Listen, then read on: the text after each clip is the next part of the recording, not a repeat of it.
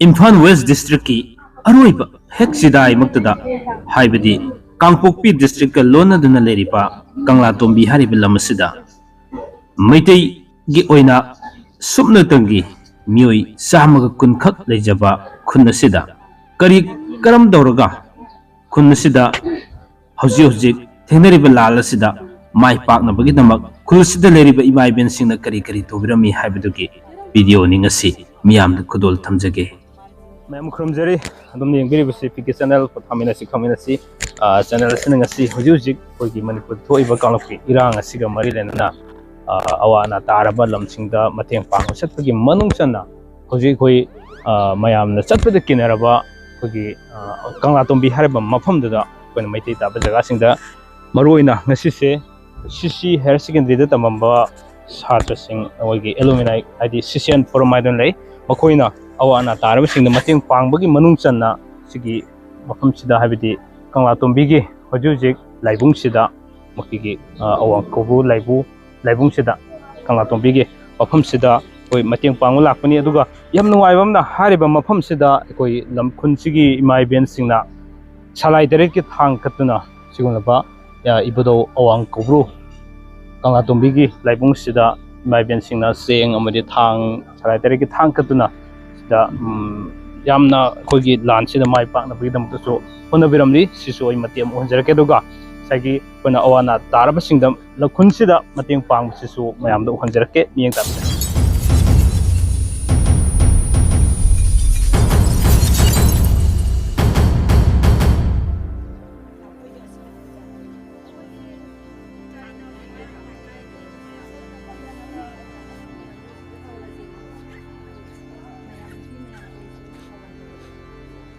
mana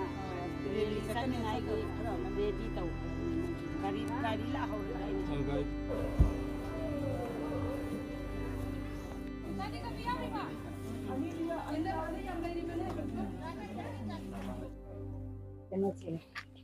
तो lगा खंगो ngasi ji boundary ji a Santipur ji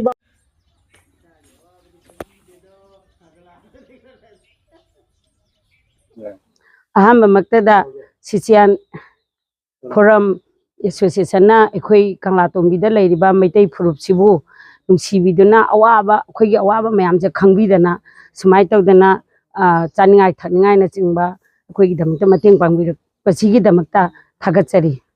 loina na ekhoi gi lekai si asuke matik haingai leitana waraga leye haibidi thabak government gi service tawba mi leitaba छूरगा तुरेंदा छूरगा दुमाइना चाबा मी ngakतना ओइबा अदुगुम्बा मफमनि खोइगी लेकाइसि अदुना सुबम चफम लेतबदगी चानिङाइ थेंनिङाइ जे लेतदना हुजिकी थोंनिङाइ बाउ लेतबगी फिबमदा लेबा अदुगुम्बा इमुङ ngakतनि अदुदा सुमाइना मतेंग पांगबिरकसे सुके मतेंग नुङाइजै अखोइसि काइनोगी अखोइगी Imphal waste district की अरोइबा boundary नि Kangpokpi district का हेक लोनना थंगना लेबा अदुबो एखोइगी करी district सिगे अरोइबसी मथक्ता लेरिबा Kanglatombi Santipur हाइबा मफम सिबाउनी असिगुम्बा मफम सि एखोइ बजाबोता लेरिबा एखोइसिना यौरगा चटपा ngamdaba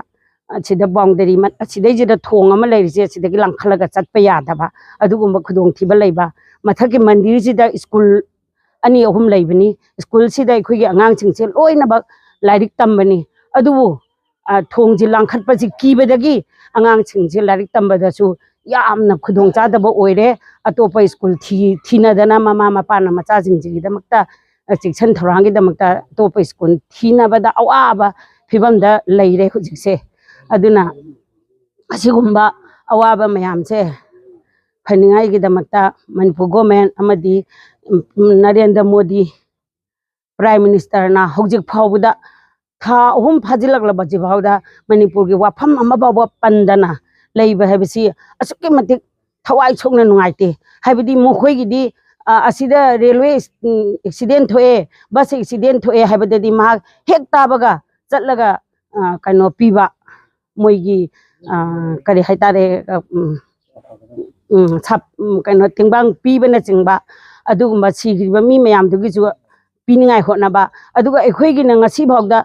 asuk warabasibu wahai mata thamdana leina leibasi asukai matik pende ado hantak kasu nattabada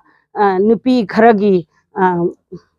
wathokta mana kanoda kareba parliament da wangang base asi nungaite habidi akhoi miju nataba moigi india gi mafam punamakta asiguma nupi gi wathoka se asukai matik yamna leibani aduguma mayam di loi kupsilaga thamaga akhoi gi manipur gi asigumba pikhraba isuji amarom da hairadi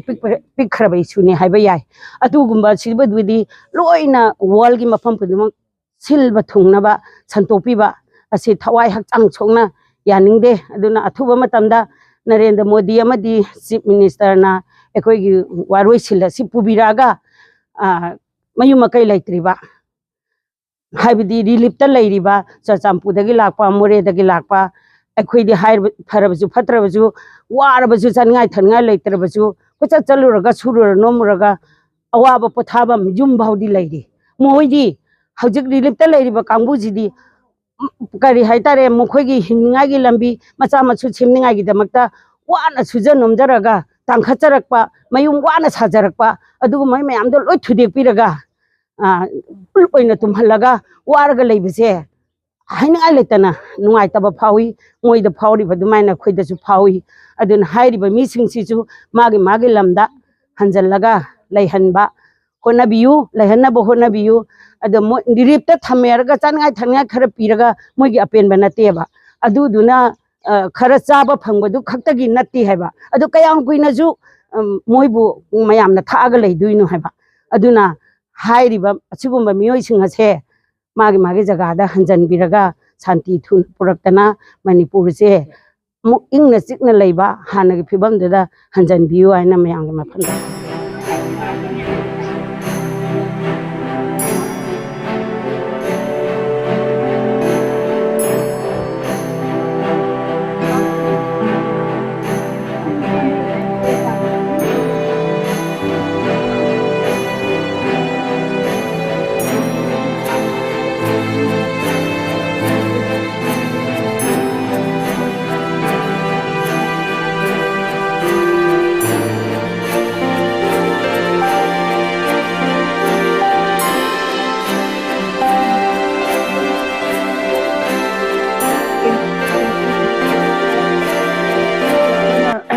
khoi khunggang da lairiba khoi gi isa isu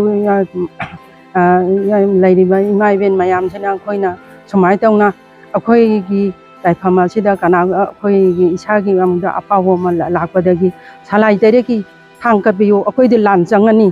khoi di lanchang da ba yade lanchangani haidena ima gi iba gi phijon loina honge hairaga salai tere ki thangjin kachare hairaga akhoi na manipur pumbagi waina mai pakpa pina biu haidena ngasi haiba numela sida masana mum lairiba masa mayam sigi namukan haina bon nijabani ngasi haiba numela sida ko ngasi haiba numela si tarama thoini pamba thangja numini yaifaraba punghamni ngasi khoina kachariba asida manipur gi oina mai pakpa pina biu haidena khoina ngasi kachariba asida mangol pina biu mai pakpa pina biu haidena thongni jabani adu asi hairaga khoi adum atei kari तो happy ningun der jum happy ro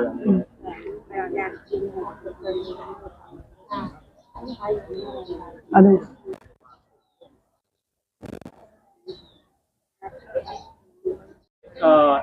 ibudo awang kokru se karam matam sei gi haraw bo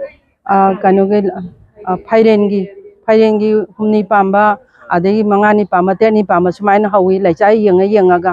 hauje adusu yamna khoi lairaba khungang oibani na ko yamna mapung phana haraw ngamjadi ihan hamada tari ni harawi adu mamai di khoina paisa leijadabadagi mayamjina khoi lekai gi paisa ji khaina re haraga image ibudo binogi thawam jidi adum pangthokba ji mapung phana pangthokba ju ngamjadare karina habadi khogi awatpa mayam leiri dasi sumang jida kano sadri sa maiba maibigi sanglen ani sadri jedi awatpa yamna leiri siju okhoina mayamgi mafamda su nijari si ju ngamba pina biu haidona khoi adum thongni bada yaujari ꯑꯗꯨ ꯀꯅꯥꯒꯨꯝꯕ ꯄꯨꯛꯆꯦꯜ ꯆꯥꯎꯕ ꯆꯥꯎꯕꯤꯁꯤꯡ ꯂꯩꯔꯒꯗꯤ ꯑꯩꯈꯣꯏꯒꯤ ꯑꯋꯥꯕ ꯁꯨꯃꯥꯏ ꯑꯋꯥꯠꯄ ꯃꯌꯥꯝꯁꯤꯁꯨ ꯃꯇꯦꯡ ꯄꯥꯡꯕꯤꯌꯨ ꯍꯥꯏꯗꯨꯅ ꯑꯩꯈꯣꯏꯅ ꯍꯥꯏꯖꯔꯤ hꯧꯖꯤꯛ ꯍꯧꯖꯤꯛꯁꯦ ꯑꯩꯈꯣꯏꯒꯤ ꯀꯪꯂꯥ ꯇꯣꯝꯕꯤꯁꯤꯗ ꯃꯩꯇꯩꯁꯦ ꯆꯥꯎꯔꯥꯛꯅ ꯃꯤꯑꯣꯏ ꯀꯌꯥꯃꯨꯛ ꯇꯥꯒꯦ ꯃꯁꯤꯡꯁꯦ? ꯑꯩꯈꯣꯏꯁꯤ ꯁꯤꯡꯂꯨꯞꯄ ꯄꯣꯠꯂꯒꯗꯤ ꯃꯤ 40 ꯑꯩꯈꯣꯏ ꯑꯉꯥꯡꯁꯤꯡꯒ ꯀꯔꯤꯒ ꯇꯣꯉꯥꯟ ꯆꯥꯕ ꯀꯔꯤꯒ ꯄꯥꯔꯒꯗꯤ ꯃꯤ 40 ꯈꯔ ꯍꯦꯜꯂꯝꯒꯅꯤ ꯍꯧꯖꯤꯛꯇꯤ 100 ꯍꯦꯜꯂꯝꯃꯅꯤ ꯅꯍꯥꯟꯃꯨꯛ ꯑꯩꯈꯣꯏꯅ ꯀꯩꯅꯣ ꯇꯧꯕꯗꯣ 150ꯔ ꯀꯩꯅꯣꯝ ꯄꯨꯂꯞ ꯄꯨꯟꯅ ꯀꯪꯂꯥ ꯇꯣꯝꯕꯤꯒꯤ ꯇꯣꯉꯥꯟ ꯆꯥꯕ ꯀꯔꯤꯒ ꯄꯥꯜꯂꯒꯗꯤ 150 ꯅꯤꯐꯨꯃꯨꯛ 50ꯃꯨꯛ ꯁꯨꯔꯝꯗꯧ ꯃꯥꯜꯂꯦ ꯍꯧꯖꯤꯛꯐꯥꯎꯗ ꯏꯔꯝꯗꯝꯁꯤ ꯍꯥꯏꯗꯤ ꯀꯪꯂꯥ ꯇꯣꯝꯕꯤꯁꯤꯗꯒꯤ ꯑꯩꯈꯣꯏꯒꯤ ꯍꯟꯗꯛꯀꯤ ꯐꯨꯔꯨꯞꯀꯤ ꯂꯥꯟꯁꯤꯗ ꯑꯩꯈꯣꯏꯒꯤ ꯃꯩꯇꯩꯁꯤꯗꯒꯤꯀꯣ ꯑꯩꯈꯣꯏ ꯏꯆꯥ ꯏꯅꯥꯎꯁꯤꯡꯁꯤꯗ ꯈꯨꯗꯣꯡꯊꯤꯕ ꯅꯪꯈꯤꯕ ꯀꯌꯥꯃꯨꯛ ꯌꯥꯎꯔꯦ? ꯈꯨꯗꯣꯡꯊꯤꯕ ꯅꯪꯈꯤꯕꯗꯤ ꯊꯣꯏꯗꯣꯛꯄ ꯌꯥꯎꯗ꯭ꯔꯤ ꯆꯠꯄꯕꯨꯗꯤ ꯃꯈꯣꯏ ꯑꯉꯥꯡꯁꯤꯡꯁꯨ ꯑꯗꯨꯝ ꯁ꯭ꯋꯥꯏꯗ ꯊꯦꯡꯅꯔꯤꯕ ꯄ꯭ꯔꯣꯕ꯭ꯂꯦꯝꯁꯦ ꯑꯩꯈꯣꯏꯒꯤ ꯅꯣꯡꯃꯩ ꯀꯥꯞꯁꯤꯜꯂꯛꯄ ꯈꯣꯠꯄꯒꯤ ꯀꯩꯅꯣꯁꯤꯡ ꯂꯩꯕ꯭ꯔꯥ ꯃꯩꯇꯩꯗꯒꯤ? ꯑꯗꯨꯅꯦ ꯅꯍꯥꯟ ꯇꯥꯡ 12ꯗ ꯑꯍꯤꯡꯗ ꯄꯨꯡ 12 ꯀꯥꯞꯄꯗꯨꯅ ꯑꯌꯨꯛꯀꯤ ꯄꯨꯡ 3 ꯐꯥꯎ ꯀꯥꯞꯄꯤ ꯅꯨꯡꯗꯥꯡꯗ ꯀꯥꯞꯁꯤꯜꯂꯛꯄꯅꯤꯅ ꯑꯩꯈꯣꯏꯁꯤ ꯆꯦꯃꯪ ꯈꯪꯗꯅ ꯑꯍꯜ ꯂꯃꯟ ꯑꯅꯥ ꯑꯌꯦꯛꯁꯨ ꯌꯥꯎꯔꯤ ꯑꯉꯥꯡ ꯃꯌꯥꯝꯗꯨꯒ ꯑꯩꯈꯣꯏꯁꯤ ꯆꯦꯃꯪ ꯈꯪꯗꯅ ꯑꯗꯨ ꯅꯨꯃꯤꯠꯇ ꯑꯩꯈꯣꯏꯁꯨ ꯂꯣꯏ ꯁꯤꯒꯗꯕꯅꯤ ꯑꯗꯨꯕꯨ ꯃꯥꯡꯖꯧꯅꯅ ꯑꯩꯈꯣꯏꯅ ꯈꯤꯇꯪ ꯃꯥꯡꯖꯧꯅꯅ ꯆꯦꯟꯁꯤꯜꯍꯧꯕꯒꯤ ꯑꯩꯈꯣꯏ ꯑꯁꯦ ꯑꯅꯥ ꯊꯣꯛꯍꯧꯗꯕꯅꯤ ꯑꯗꯨꯒꯤ ꯅꯨꯃꯤꯠꯇꯨꯗꯒꯤ ꯃꯤꯄꯥꯏꯅꯅ ꯑꯍꯟꯁꯤꯡ ꯅꯥꯕ ꯈꯣꯠꯄꯁꯨ ꯃꯌꯥꯝ ꯑꯃ ꯌꯥꯎꯔꯦ ꯑꯉꯥꯡꯁꯤꯡ ꯄꯥꯈꯠꯈꯤꯕꯗꯒꯤ ꯍꯧꯖꯤꯛ ꯐꯥꯎꯗ ꯅꯣꯡꯃꯩ ꯀꯥꯞꯄꯦ ꯍꯥꯏꯕ ꯋꯥꯈꯜꯁꯤꯗ ꯑꯉꯥꯡꯉꯩꯁꯤ ꯂꯣꯏ ꯃꯤꯄꯥꯏꯅꯔꯒ ꯂꯩꯔꯤꯑꯕ ꯈꯨꯜꯂꯛꯁꯤꯗꯅꯤ ꯃꯣꯏꯅ ꯀꯥꯞꯄꯔꯤꯁꯤ ꯆꯪꯉꯛꯏꯁꯤ ꯅꯥꯒꯥꯒꯤ ꯁ꯭ꯀꯨꯜꯗ ꯑꯩꯈꯣꯏ ꯆꯦꯟꯁꯤꯜꯂꯒ ꯃꯈꯣꯏꯒꯤ ꯁ꯭ꯀꯨꯜꯒꯤ ꯄ꯭ꯔꯤꯟꯁꯤꯄꯥꯜꯅ ꯑꯩꯈꯣꯏ ꯃꯌꯥꯝꯁꯦ ꯀꯟꯕꯤꯔꯛꯏ ꯑꯗꯨ ꯅꯠꯇ꯭ꯔꯒꯗꯤ ꯑꯩꯈꯣꯏ ꯇꯪꯈꯥꯏ ꯑꯃꯗꯤ ꯂꯣꯏꯅ ꯁꯤꯒꯅꯤ ꯄꯨꯡ 3 ꯐꯥꯎ ꯀꯥꯞꯄꯅꯤ ꯃꯣꯏꯅ ꯑꯌꯨꯛꯀꯤ ꯃꯈꯥ ꯇꯥꯅꯁꯨ ꯑꯩꯈꯣꯏꯒꯤ ꯀꯪꯂꯥ ꯇꯣꯝꯕꯤ ꯂꯝꯁꯤ ꯂꯩꯕꯤꯔꯤꯕ ꯑꯩꯈꯣꯏꯒꯤ ꯃꯩꯇꯩ ꯐꯨꯔꯨꯞꯁꯤꯗ ꯏꯕꯨꯙꯧ ꯑꯋꯥꯡ ꯀꯧꯕ꯭ꯔꯨꯅ ꯆꯥꯟꯕꯤꯗꯨꯅꯀꯣ ꯍꯥꯏꯗꯤ ꯁꯣꯏꯗ ꯉꯥꯝꯗꯕꯁꯨ ꯑꯗꯨꯝ ꯑꯣꯏꯕꯤꯌꯣ ꯑꯣꯏꯖꯒꯦ ꯃꯩꯇꯩ ꯐꯨꯔꯨꯞꯁꯦ ꯃꯥꯡꯗꯅꯕ ꯍꯥꯏꯗꯤ ꯂꯝꯁꯤ ꯀꯥꯏꯗꯕ ꯏꯔꯝꯗꯝ ꯃꯅꯤꯄꯨꯔꯁꯤ ꯀꯥꯏꯗꯅꯕ ꯑꯩꯈꯣꯏ ꯈꯣꯡꯐꯝ ꯆꯦꯠꯅ ꯂꯦꯞꯃꯤꯟꯅꯁꯦ ꯍꯥꯏꯕꯁꯤ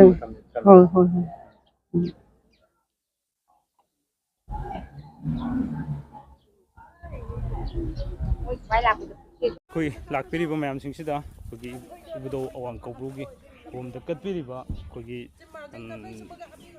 ꯆꯦꯡ ꯑꯃꯗꯤ ꯆꯦꯡꯁꯤꯡꯁꯤ ꯑꯩꯈꯣꯏ ꯂꯥꯟ ꯆꯠꯂꯤꯕ ꯏꯆꯤꯜ ꯏꯅꯥꯎꯁꯤꯡꯗꯁꯨ ꯄꯤꯕꯤꯅꯕ ꯂꯥꯏꯕꯦꯟꯁꯤꯡꯅ ꯁꯨꯃꯥꯏꯅ ꯑꯩꯈꯣꯏꯗ ꯄꯤꯕꯤꯔꯛꯀꯗꯣꯔꯤ ꯍꯥꯏꯔꯤꯕꯁꯤꯁꯨ ꯑꯩꯈꯣꯏ ꯄꯨꯔꯒ ꯆꯠꯆꯒꯦ ꯑꯗꯨ ꯅꯨꯡꯁꯤꯖꯔꯕ ꯏꯆꯤꯜ ꯏꯅꯥꯎꯁꯤꯡꯗꯁꯨ ꯍꯥꯏꯔꯤꯕ ꯏꯕꯨꯙꯧ ꯑꯋꯥꯡ ꯀꯧꯕ꯭ꯔꯨꯒꯤ ꯑꯃꯗꯤ ꯁꯤꯗ ꯑꯩꯈꯣꯏ ꯃꯥꯔꯖꯤꯡ ꯑꯗꯩ ꯇꯣꯉꯥꯟ ꯇꯣꯉꯥꯟꯕ ꯂꯥꯏꯐꯝꯒꯤ ꯂꯣꯏꯅ ꯀꯠꯂꯤ ꯍꯥꯏꯇꯥꯔꯦ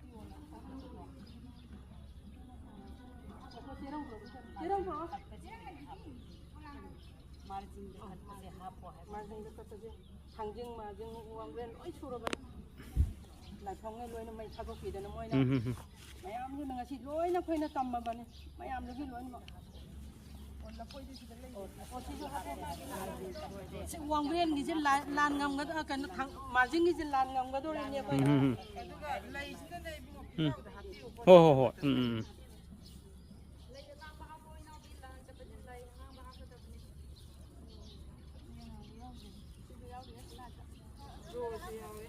ꯁꯤꯗ ꯌꯥꯎꯔꯦ ꯑꯉꯥꯡꯕ ꯑꯃ ꯌꯥꯎꯔꯦ ꯑꯗꯨ ꯀꯩꯅꯣꯗꯣ ꯅꯪꯗꯣ ꯆꯦꯈꯥꯎꯗꯣ ꯁꯦꯒꯥꯏꯔꯦꯀꯣ ꯃꯅꯨꯡꯗ ꯍꯥꯞꯆꯜꯂꯣ ꯑꯆꯧꯕꯗꯣ ꯃꯅꯨꯡꯗ ꯍꯥꯞꯄꯤꯔꯣ ꯌꯥꯅꯤ